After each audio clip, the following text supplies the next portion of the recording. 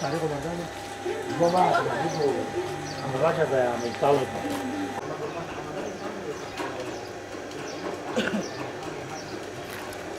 Bu buraya gelen buraya.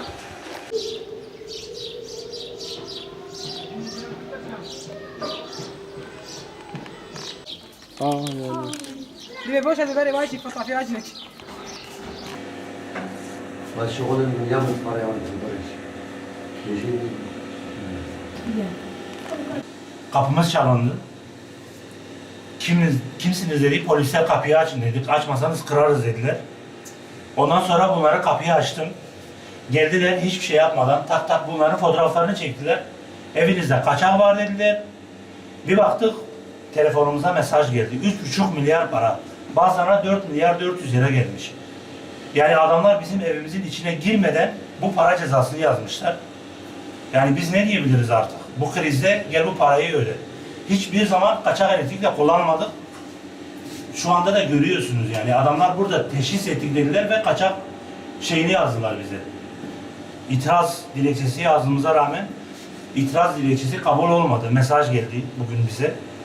Sonuçsuz kalmıştır. Büyüklerin buna bir el atmalarını istiyoruz.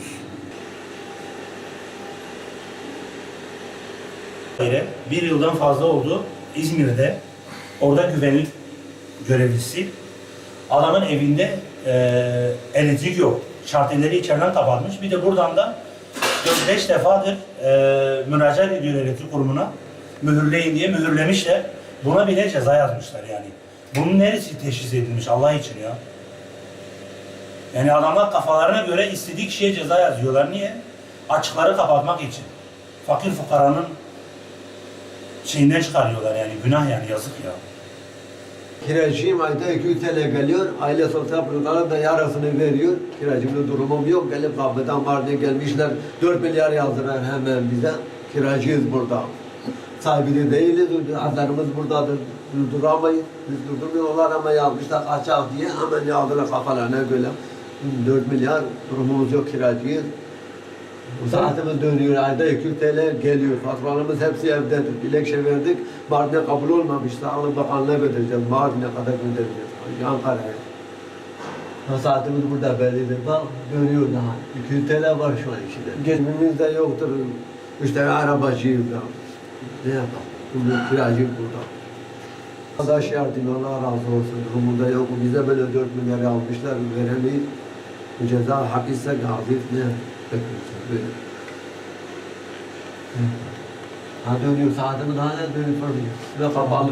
نوان را نزان دیکا بزید چلو بکم از انسان ناقا گو گزلیجی تی دکلت نامنم گوتا گزلیامه هی تش قیمت نه قده از تریز لامیق مش زارو کمی کره یکی دیجی جبن قده وجی فقیره اوج الجبنه از ناقدی بکم باقی تیاوی شی هی بجا کابنه بیتش کی جمار بکن نکن قده کابی میچلو